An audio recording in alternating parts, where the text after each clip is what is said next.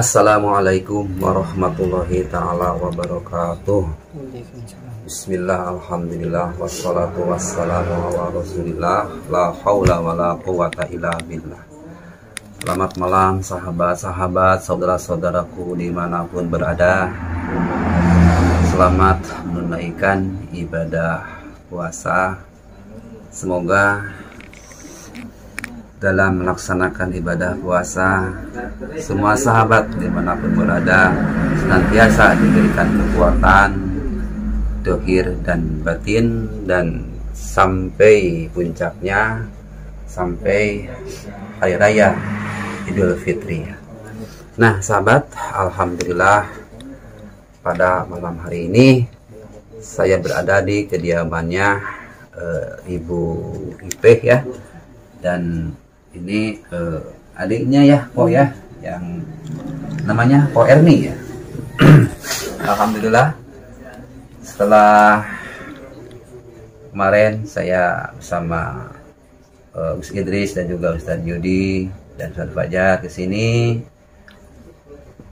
yang awalnya memang sempat saya kebingungan ya, ini saat penyakit yang menimpa Erni penuh dengan misterius ya sahabat. Tapi alhamdulillah atas izin Allah, dan ini juga merupakan dari keagungannya, keberkahannya, bulan suci Ramadan, Allah Subhanahu wa taala berikan hidayah, berikan pengampunan kepada Erni yang selama beberapa bulan sakitnya. Selama 2 bulan menderita sakit yang aneh ya. Dan ini awalnya IP ini sudah menyangka bahwa ini adalah gangguan dari makhluk halus atau yang santet ya.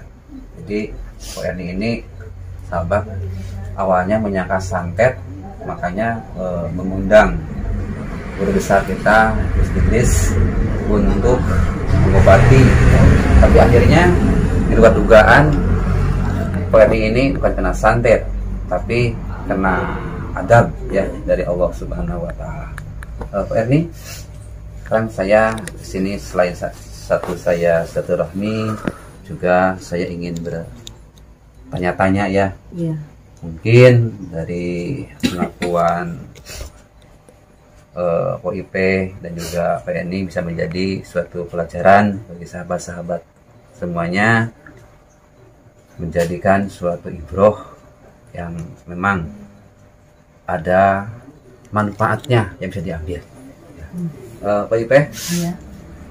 Ini Erni ini posisinya ya, memang selama ini Pak ini nggak tahu ya bagaimana pekerjaannya yang sesungguhnya gitu. Saya nggak pernah tahu. Yang saya tahu dia itu bekerja di pabrik sepatu ya. Jadi kalau biasa dia pulang jam 4, kalau ada lemburan sampai jam 8 itu saja. Setelah kesini makin setengah tahun dia udah jarang pulang, katanya lembur. Saya sebagai kakak ya mungkin percaya, karena selama ini adik saya ini Ipeh orangnya memang baik, dia lebih cenderung di rumah seperti itu. Dan kalau saya lihat dari sosoknya Erni ini orangnya memang kayak pendiam ya, atau mungkin sangat tertutup, dan Ipeh nggak begitu tahu ya permasalahannya, karena nggak biasa curhat begitu ya sama Onya gitu. Memang dia tertutup diri dia. Kalau ada apa-apa dia nggak pernah ngomong. Pokoknya kejadian itu semenjak orang tua kita sudah tidak ada, dia makin tertutup diri. Kalau pengen apa-apa, taunya dia udah beli. Pengen apa, taunya dia sudah beli, seperti itu. Jadi semenjak dia kecil pun, kalau minta apa-apa sama orang tua selalu ada. Ya mungkin karena dia anak bontot ya, jadi kebutuhannya memang harus terpenuhi sama orang tua, dan setelah orang tua tidak ada, mungkin dia selalu menuntut saya, kok beli ini, sedangkan kita kan udah nggak punya orang tua kan. Saya bekerja untuk kita berdua, untuk makan, untuk kebutuhan yang lain. Mungkin di situ jadi dia terus, udahlah kok, Ade mau kerja aja. Saya bilang kalau mau kerja memang kamu udah siap, udah siap lah mau kerja. Ya jawabannya seperti itu. Oh begitu ya.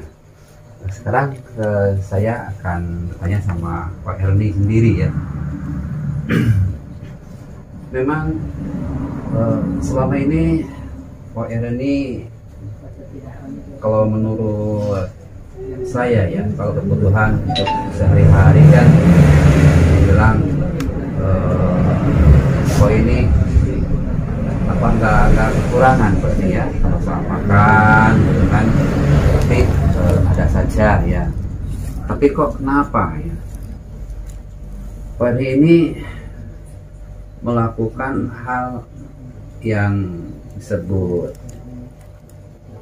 sangat yang Pak ini enggak duga-duga ya, kayak ini ada suatu desakan ya. Jadi Pak ini mencari jalan pintas untuk melakukan hal itu untuk mendapatkan uang. Memang Pak ini awalnya itu gimana? Apa kena desakan kebutuhan yang sangat besar atau gimana Pak ini? Sampai rela menjual diri gitu. Awalnya saya nggak ada niat untuk melakukan hal itu, karena memang saya jangan malu-malu Pak ini ya. Saya di sini bukan apa namanya ingin tahu aibnya, kesalahannya Pak Erni, tetapi ya mungkin barangkali ini ada hikmahnya, dapat diambil satu pelajaran untuk sahabat-sahabat UFO tentunya.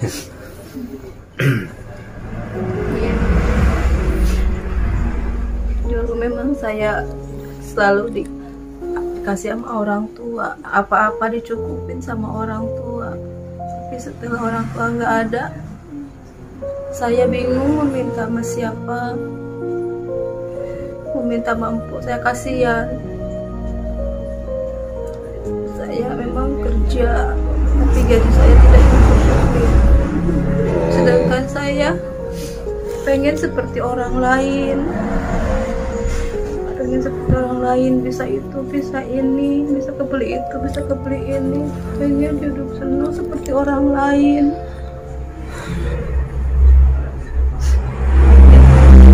Saya pun nggak ada niat melakukan itu, nggak ada sama sekali, nggak terpikir awalnya pun. Tapi saya kenal sama temen, terus saya diajakin sama temen, dan saya pun nggak tahu kalau itu tempat kayak begitu. Saya nggak tahu. Dan akhirnya saya terjerumus ke situ. Saya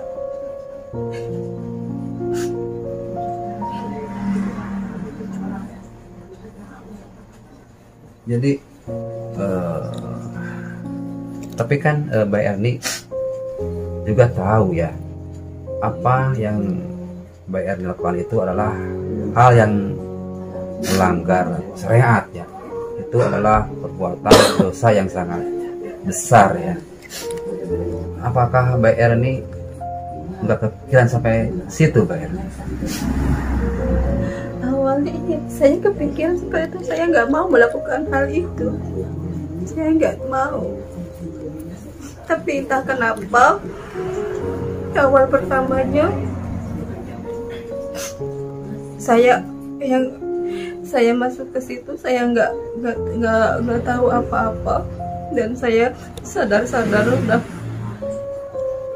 bangun tidur. Tapi setelah itu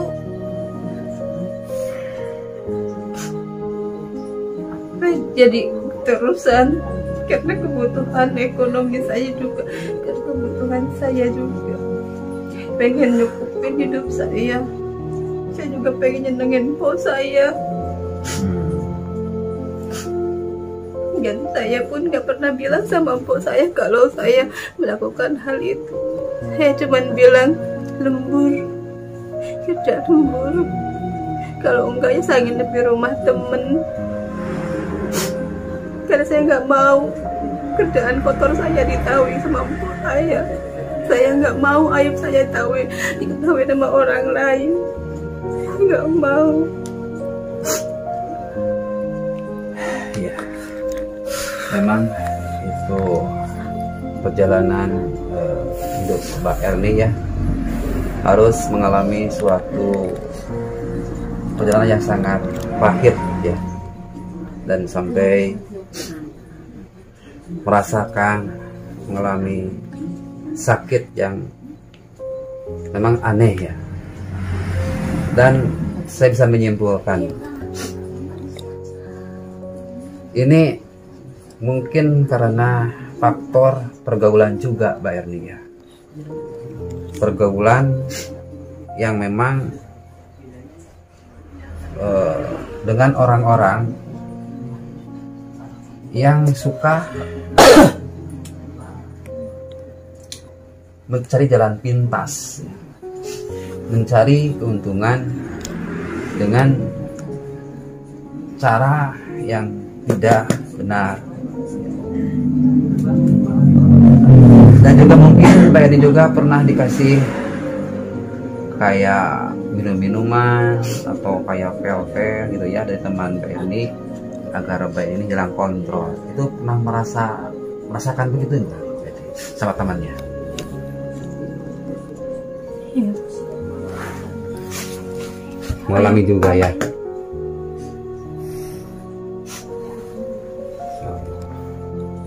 Ya, OIP ya. Saya turut prihatin apa yang terjadi sama adik kok ya. Dan memang ini awalnya ditekan dengan ekonomi juga ya, Pak Edi ya. Dengan adanya orang tua yang akhirnya terjerumus dengan pergaulan bebas, dan nggak mau terus terang sama Mpok karena memang merasa dia itu memang bersalah. Tapi setelah mengalami hal seperti ini, apa yang akan Mbak Erni sekarang tata dari kehidupan yang dari nol ya, memulai kehidupan yang baru, lebaran yang baru, untuk menata kedepannya lebih baik. Apa yang Mbak Erni mau lakukan setelah mendapatkan teguran dari Gusti Allah? Insya Allah saya mendekatkan diri sama Allah. Alhamdulillah. Saya Terus? tinggalkan semuanya itu. Saya nggak mau terjerumus lagi. Saya nggak mau sakit seperti itu lagi, nggak mau. Saya takut.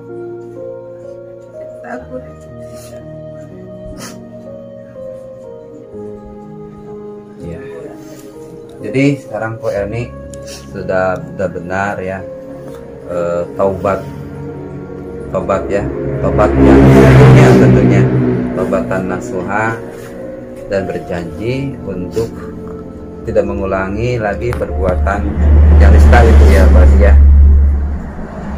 Dan juga Mbak Erni juga ingin menata hidup yang lebih baik tentunya, dan ini memang tidak mudah ya Pak ya.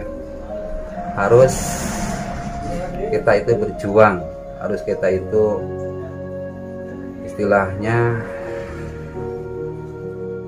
berusaha memperbaiki diri, dan juga berusaha untuk mendapatkan rezeki yang halal, yang diridhoi oleh Allah Subhanahu wa Ta'ala, agar tidak lagi terjerumus kepada hal yang telah Pak Erni lakukan. Dan dari Pak IP sendiri, ini bagaimana ini agar adiknya ini tidak lagi sampai terjerumus pada hal yang setelah itu? Ya, insya Allah ya Gus ya. Insya Allah saya akan lebih baik lagi mendidik adik saya ini. Saya juga sebagai kakak ya, mungkin saya pengganti orang tua. Dan saya akan lebih baik lagi memperhatikan dia, karena supaya dia itu lebih dekat lagi dengan Allah setelah kejadian ini. Dan saya juga merasa bersalah juga karena saya tidak bisa mencukupi semua kebutuhannya, sehingga adik saya terjerumus ke hal-hal yang dibenci Allah. Ya, mudah-mudahan dengan kejadian ini semua adik saya juga bisa bertobat ya, bisa memperbaiki diri untuk menata hidup ke depannya lebih baik lagi, lebih mendekatkan diri lagi kepada Allah. Amin. Karena Amin. itu memang didikan dari sejak kecil dari orang tua kita. Amin. Gitu. Ya, begitu, seperti itu. Ya, alhamdulillah ya. Po IP ini sangat tanggung jawab ya atas adiknya Pak Erni ya, untuk selalu mengawasi, mengarahkan pada hal yang lebih baik lagi. Dan kalau menurut saya lebih baiknya Pak Erni ini ada penjaga yang lebih dekat lagi, Bapak IP ya.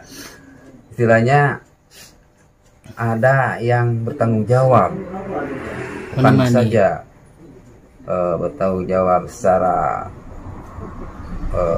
lahiriah, secara batiniah. Maksud saya lebih baik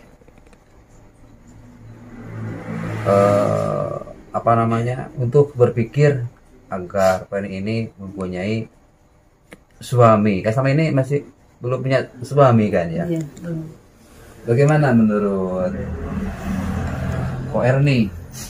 Menurut saya begitu Pak Erni. Lebih baik Pak Erni menikah saja. Cari yang halal. Cari yang bisa mengarahkan pada jalan yang benar ya. Carikan Pak IP suami yang kira-kira bertanggung jawab, suami yang pengertian, suami yang bisa mendidik adanya ini untuk menuju pintu surganya Allah. Amin. Amin. Mungkin Pak IP punya kenalan, lebih tahu kan siapa sih ini laki-laki yang cocok buat adik-adiknya kan, tentu ada gambaran kan tentunya. ya ada gambaran sih, tapi nggak tahu adik saya mau apa enggak ya. Ya nanti aja, nanti kan bisa dikondisikan ya. Iya. Kan nggak langsung jadi kan, ada PDKT dulu. Itu cuma saran saya gitu ya, tapi ya nggak tahu kalau memang itu yang terbaik bagi Pak Erni dan juga Pak IP, apa salahnya kalau saran saya ini dilakukan gitu. Karena begini ya, kalau Pak Erni ini selalu sendiri dan juga kan nggak mungkin kan Pak IP bisa memantau selama 24 jam, kan nggak mungkin kan, bukan anak kecil lagi. Makanya jelas satu-satunya menurut saya ada yang menjaganya 24 jam full siang malam, yaitu dengan cara dia jodohkan dengan laki-laki yang bertanggung jawab, yang soleh intinya. Amin. Gitu. Amin. Bagaimana, setuju nggak? Ya kalau saya sih setuju aja. Kalau memang mungkin udah ada jodohnya nggak apa-apa. Tapi adik mau nggak dek? Mau ya dek ya. Yang penting laki-laki itu mau menerima adik apa adanya ya. Apa ada yang mau sama perempuan seperti aku? Aku kotor, aku hina. Jangan berkecil hati dulu, Pok. Orang juga pasti lihat aku jijik. Astagfirullah, gak mungkin, Mbak. Pasti jijik. Aku wanita kotor. Wanita hina. Bagaimana Ustadz? Iya, ini masih trauma ya. Iya. Dengan kejadian yang menimpanya nih Pak IP ya. Ya Mungkin butuh waktu juga Ustadz. untuk dia merenung, bertafakur, memperbaiki dulu dirinya, Iya. dan tentunya juga bantu dengan PIP untuk mencarikan solusi, dan juga alangkah lebih baiknya juga ini bulan suci Ramadan, bulan pengampunan, bulan penuh rahmat, bulan dimana tentunya banyak berkah, dan dengan ibu banyak beribadah memohon petunjuk sama Allah itu yang terbaik ya. Nah, dan alhamdulillah ya IP, saya kesini sekali lagi bukan ingin tahu aibnya adik IP, tetapi saya ingin memberi saran yang mudah diterima, yaitu saran tadi saya, kalau bisa ini nikahkan saja. Ya. Dan maaf saja Bu ya, saya di sini nggak lama-lama ya, karena saya juga agak enak juga kan kalau di rumah berhubungan ya lama-lama. Dan saya mohon maaf bila perkataan saya yang tidak berkenan di hati Ko Erni juga Ko Ipe, mohon dimaafkan yang sebesar-besarnya. Ya. Terima kasih. Ya. Udah bisa bantu saya. Ya pokoknya bersabar dan terus memperbaiki diri. Kalau ini bulan puasa yang banyak berdoa, mohon kepada Allah minta yang terbaik saja. Amin. Ya. Ko Ipe, Ko Erni, saya mohon pamit saja ya, karena ini sudah terlalu larut malam ya, dan mohon maaf lagi yang sebesar-besarnya ya, sejak nggak bisa mengganggu ini ya. Closing aja Ustadz. Ya, Closing aja. ya sahabat. Alhamdulillah ya, sekarang Ko Erni sudah banyak perubahan, dan dia juga sudah berjanji untuk berubah hidupnya lebih baik lagi. Dan doakan sahabat, semoga Ko Erni diberikan jalan kemudahan dan diberikan jodoh ya yang soleh ya, yang memberikan keselamatan dunia akhirat. Sahabat, dan saya akhiri saja, wabillahi taufiq wal hidayah wal inayah, ihdinas siratal mustaqim. Wassalamualaikum warahmatullahi taala wabarakatuh.